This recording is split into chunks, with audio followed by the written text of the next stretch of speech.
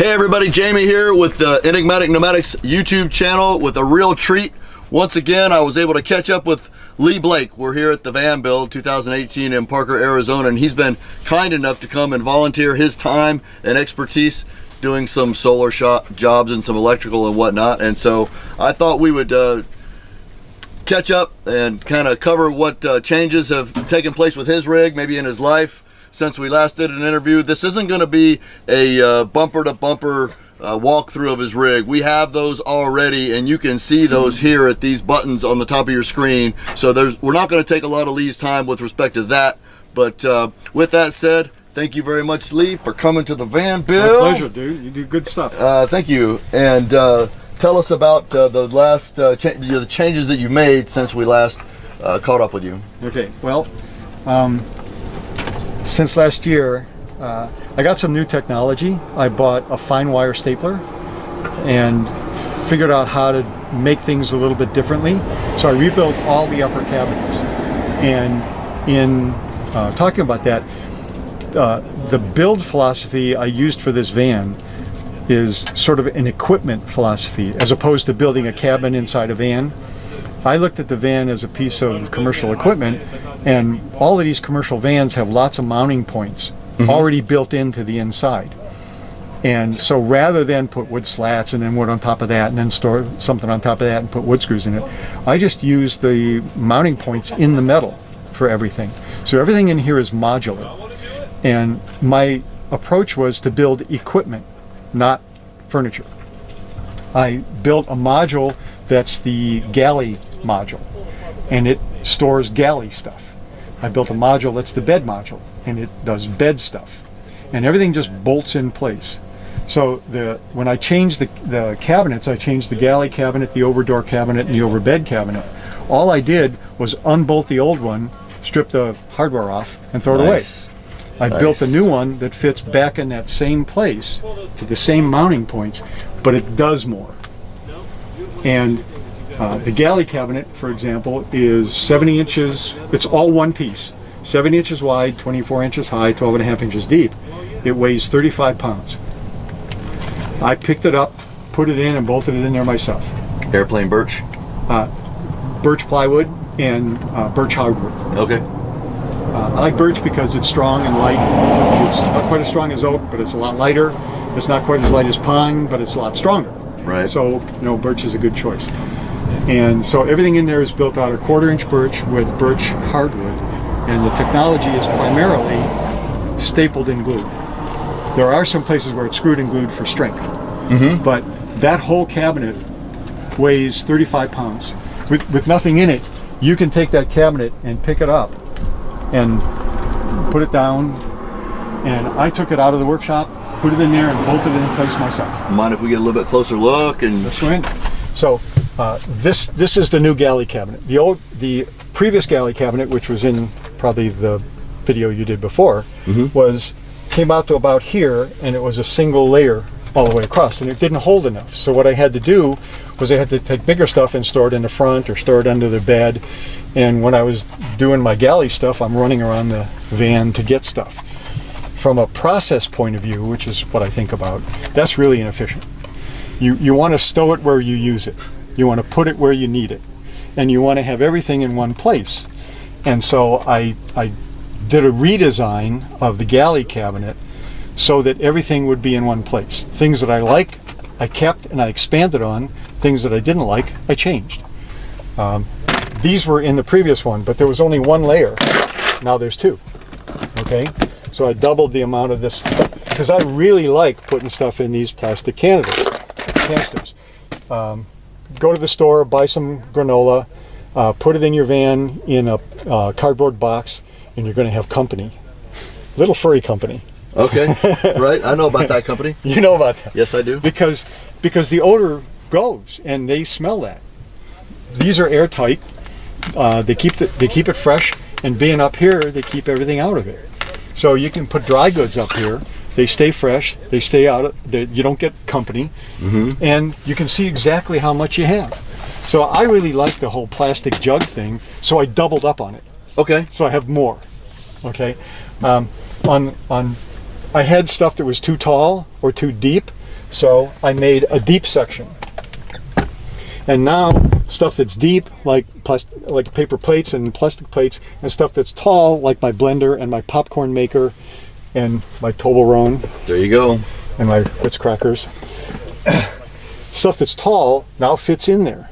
The door is on a lid latch, so that if I'm stopped somewhere where I don't have time to level or something like that, it stays open and doesn't flop closed if I'm on an incline. Was that new, that hinge? Yeah, That's the new. other ones didn't do that. Okay, and the reason that you put that on is because at one point you were on level and it did swing. And it did that and it made me unhappy. So what I'm hearing is, once again, build it out, try it, use it, see what you like. Improve it. And if you got to reach across the way, figure a way to make it all close. Exactly. Right. That's exactly right. This is my little 7-inch tablet. It normally lives back here by the bed because I read books on it, and I have a little nightlight app on it and stuff like that, and it charges back there. But during the day, I put it up here because I use it as a tea timer, and when I eat breakfast, and I'm sitting here eating breakfast, I can, because I do a hotspot off my phone, and I have the cell amp and stuff like that. I just watch YouTube news and things like that on that while I'm eating breakfast. This countertop's new? No, this is our... Okay, I don't remember that. This is my pull-out table. You remember this, right? Yeah, I remember this. I just don't remember the top. Yeah. just don't Computer remember. storage, wire storage, and stuff like that. The laptop's out because I need to remember to charge it, and if I don't leave it out, I won't remember. So, it's out. And so, you know, this, I added this because I wanted to be able to put there. I used to have a TV here, but I never used it because it would never get reception or whatever. But I can get data usually more often than I can get TV. So, and this way, with YouTube, you can pick what you want to see.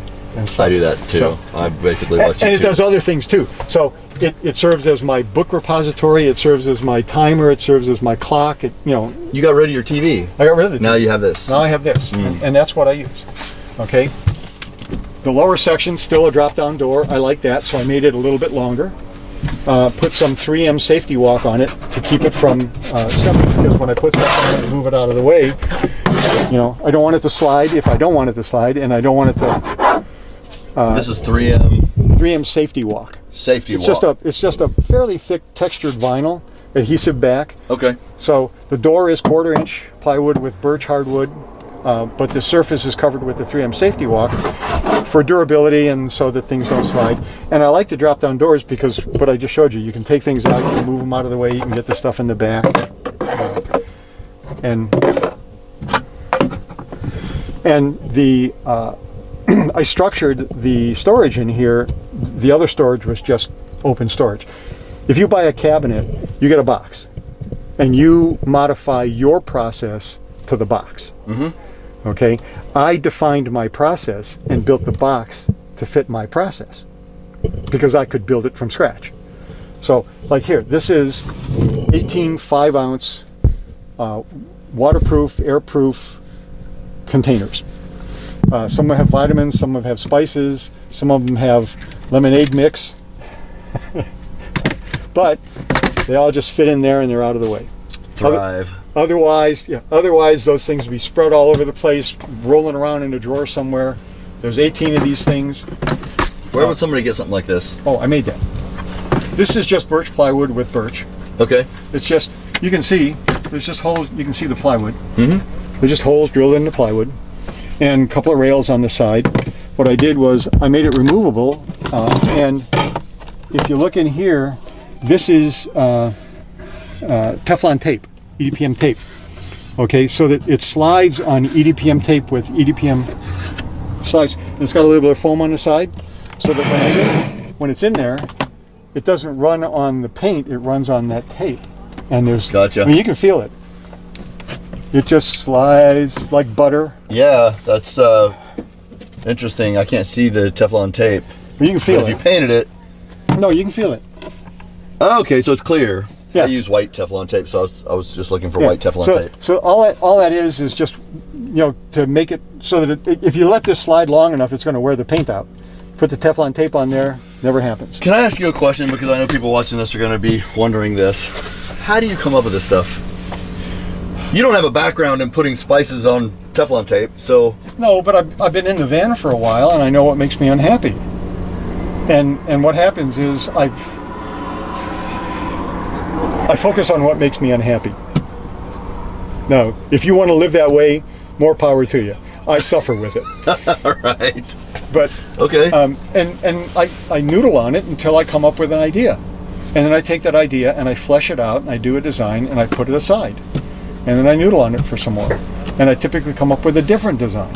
And I'll do 2 or 3, 4 designs until I've sort of covered sort of the range of very complex to not adequate. And then I'll come up with something when I come up with something that I say, oh yeah, I'm going to build that. Mm-hmm. That's when I build it. This is maybe the 6th idea for this. I had all kinds of ideas for this. And I come out with something that's functional, simple, elegant, easy. I mean, how much easier do you get than that, right? It's very simple, and I'm glad that you're mentioning that this is like you tried 6 different times, because people could watch this and be intimidated. Like, how does this guy come up with it? You're trying things. You try different things. Look, anybody who's done design knows that you never hit it on the first one. That's why you don't build the first one. You do the first one, you flesh it out, you let your brain work on it, and you document it, and you put it away. And then you do another one, and then you do another one. And eventually you come up with the one that picks the best elements that you've come up with, puts them together into one, and that's the one, and I always know it. It's like, that's the one I got to build. And that's the one I build. And 6 months later, I have a better idea. This is fun for you. Right. But so the separators here, so like here, if I just had a vertical separator in there, the area above this mug would be wasted. Sure. So I put a horizontal separator in there. These separators are actually part of the design, so they make structural integrity. Because this is a big open area. So these things actually provide structural integrity for the whole thing. It's like a honeycomb. But they're also, functional. The area above here is where the water kettle and the special tea mugs go. Right. And that area would be wasted if I didn't have that horizontal divider in there. And that's something that just seems obvious, but didn't do it, in the previous version.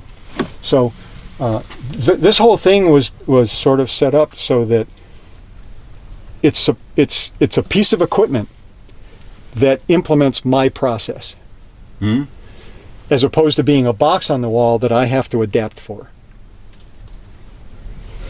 And the one on that end, open that up and open it all the way. That's where the pots and pans are stored. But it's also sort of magnetic storage for some other stuff that I use. And no, you don't have to do that. Just open it up. Just close it and it does it? Okay. Yeah. And now actually do that a couple of times and feel the way that feels.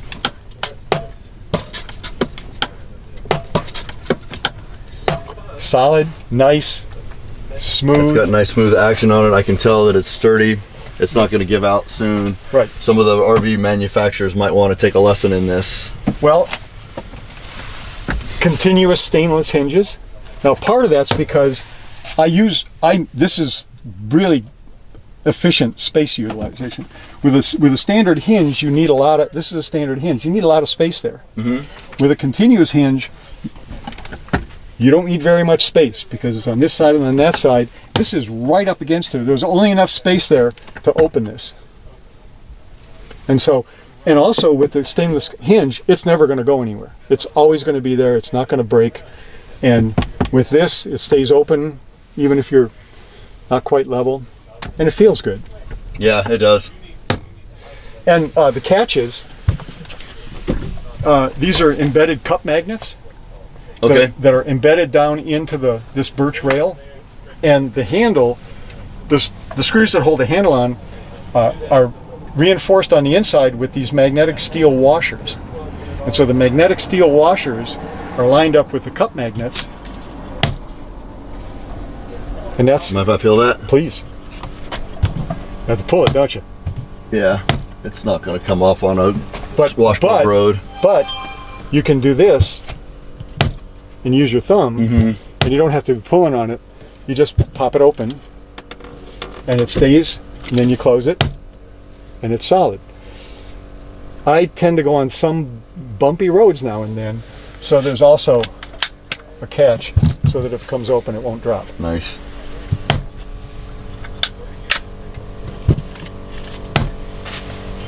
And then I redid this one. The overdoor cabinet. So this is the side door screen, because I have a screen that goes on the side door. Store it where you use it. There's a curtain in there that I can snap on there if I don't want to put the window coverings on and I just want to pull in real quick and put a curtain across there. Then I have privacy in the back. That's stored here. So the philosophy is store it where you use it. This is the quilt. This is the pillow. This is the bed. If you can do something standing in one place in a vehicle like this, that's a good thing. I also redid this cabinet. It was not as deep and not as high. I switched the mounting so that the mounting's inside instead of outside. Here, it bolts on the outside, and so this is above the bolts. And I did that because I need visibility. So this thing only comes down. This is very personalized. I can stand here and easily see the back of the counter. That's why this is how high it is. Okay. Because it's for me. Okay. This, I wanted to have enough room under here that I didn't feel like I was sleeping in a submarine bunk. Sure. But I also wanted more storage. So I redid this whole thing.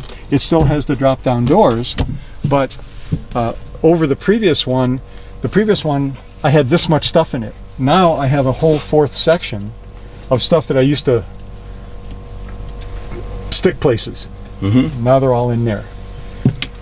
And it's still, I can still sit here easily, and when I'm on the bed, I can still look up and see the ceiling, so I'm not feeling like I'm, in a submarine bunk. Sure. And but it does the same thing. I like the idea of having the bedding open so that it can breathe. Yes, we talked about that last time. Right. And the paracord holding is just, instead of having them come from the inside, I have them come from the outside, so I picked another 3/4 of an inch. That Nice. seems like an obvious thing. It was a real revelation to me. Right. I use a cowboy shower because there's no room for a shower inside the van. If I had another 24 inches, I'd have an inside shower. So my water heater is obviously plumbed to the system. My shower is really just a handheld shower that sits back here, and when it's not being used, it's just attached there and it's out of the way and it doesn't do any good. This is where the furnace is. I use a Propex HS2211 propane fired furnace. Okay. And it's just this really compact little unit that sits literally in that much space. And this is a filter grill. This is a filter grill that just pops off. Anyway, it pops off. You can change the filter. This is the air intake, and this is the air output. It takes cold air in here, pushes out hot air here. And the combustion cycle is separate. So there's an air intake under here, and the combustion exhaust is over on the side. So Okay. it's like your furnace, Yes. between the heater and the furnace, right? So you can run this, and you don't get any combustion products inside the van. The reason I mention the furnace is because it's applicable to the shower. Okay, because the furnace, the output for the furnace has this vent that swivels, and so I can direct the airflow. And normally the airflow is sort of going in that way to heat the van. I built this awning. I did have this at the last van build. It just wasn't set up at the time we caught you on camera. That's all. So this rear awning I built because it's like right now we've got the doors open. There's nice airflow through it, makes the van feel bigger, but the sun's not beating into the truck because this comes down far enough. And this white panel makes a nice diffuse light into the truck. And you notice there's a zipper sewn on this lower edge, and that's because on this door is stored the container in which I have the side panels. And the side panels have zippers on them, and they zip to the lower edge of this, and they go all the way down to the ground. And there's supports on the side that they link to. So the side panels make a completely enclosed, wind-proof, private enclosure back here. This wide, that long. And with the ground cloth down here, this becomes my enclosed shower. And the shower just pops off of here and hooks on there, and this becomes my shower then, which also can be, you know, handheld and stuff. And if it's a little brisk outside, I turn the furnace on, I turn this vent so it's pointed backwards, and I have a heated shower. There you go. So I've showered in pretty cold weather. I'm not saying it's wonderful, but it's easily survivable. Well, you've got warm water, you've got a furnace boiler on you, I've got hot water. You've got something air. to block the wind, so it's something you can get through. Yep. Yep. Well thought now, out. it's not as easy as something internal, you know, where you just go in and have it. But, you know, the NV, great vehicle. I bought it because it tows 9,500 pounds. But it's probably the smallest of all of them. Because it's like the ProMaster that Kelvin uses. It's wider and a little longer. You can get longer variants. Like I said, if I had another 24 inches in length, I'd have an inside shower. But I don't. So I have an outside shower. And you're not really in cold climates for any length of time anyway, as far as your plan for where you go. And most of the time, I mean, I wash up every day. I just don't take a shower every day. Sure. For centuries, we took basin baths. We put hot water in basins and we washed up using that. That's what I do. I put hot water in my sink and a little bit of lemon for an astringent into the water, and that's what I wash up with. I wash up every night before I go to bed, when I change into my jammies. and so, you know, I'm washing up every day. I just don't take a shower every day. The showers are really nice, but they use a lot of water, and that kind of, I might have mentioned this before, I might not have. My design philosophy for the van was, step back for a second. When you decide to do a van conversion, the most important thing is to figure out, hey buddy, how you doing? Most important thing to figure out is what are you going to use it for? At the very basic level, a van is a place to sleep, because we all get unconscious at night and you want to be safe, secure, warm, comfortable. So number one, a safe, secure, warm, comfortable place to sleep. Number two, a place to carry your stuff. After that, it depends on what you want to do. If you're in the city the whole time and you have access to a health club and showers every day, you really don't need to put that stuff in the van. If you have access to a grocery store every day when you're driving by, how much food storage do you really need? You don't. So you only internalize things that you don't have access to externally. My design philosophy for the van was I wanted to be able to go out for 14 days on BLM land, unsupported, with only what I had on board. So I had to carry 14 days worth of everything. Turns out I can go 21 days. Okay. So as we're looking at this, it's important to recognize that my build requirements were for that unsupported long duration stay. As opposed to, if you're going to be in a city all the time, you don't need any of this. You might do it anyway, but you don't need it. I go out for long periods of time by myself, and I can stay, at this point, 21 days. Now, clearly after 21 days, I don't have fresh fruit anymore. Right. But I have frozen fruit. You have frozen fruit. I was just going to say. Yes. Because I have a refrigerator and a freezer. Mm-hmm. So, you know, the 21st day is not the same as the first day. But it's still okay. You know, I'm not suffering or anything like that. So the philosophy here was long-term, unsupported, and that doesn't necessarily apply to everyone. Mm-hmm. But that's important to know when you're launching into your build. What is it that you want it to do? And that gets back to, what do you want to do? How do you want to do it? So one, what are you doing now and how are you doing it? What do you want to do and how do you want to do it? And if there's a gap, that's a design opportunity. Great advice. That's a thing to be unhappy about. Speaking of unhappy, we've had this now for what, 3 years, 4 years, the van? This is 2012.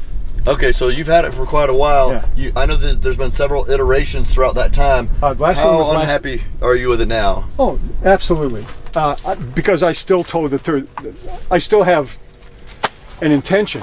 I'm still working on it. I have a 30-foot trailer that I bought. It's a bunkhouse model. I'm converting it into my mobile workshop.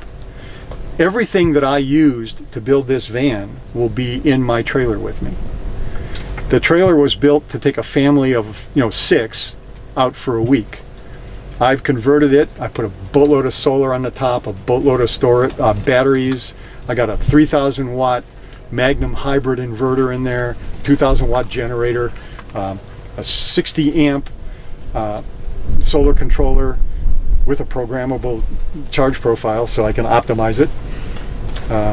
And the bunkhouse, bunks are gone. That's now storage for tools and parts. The fold-out sofa is gone. That's now a computer workstation. And that's going to be my mobile design and fabrication place.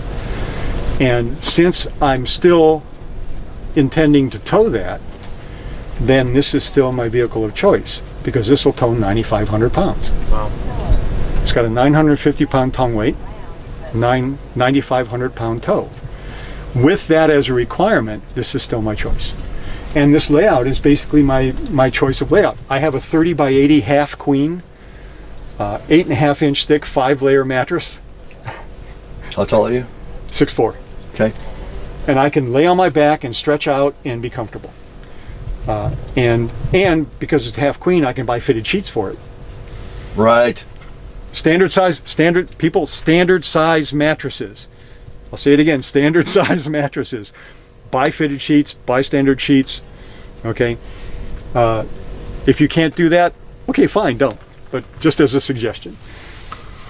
So the general layout, long bed on the side, this whole wall, utilities and function. Yeah, I'd change a few things in the front, but I'd still choose this vehicle.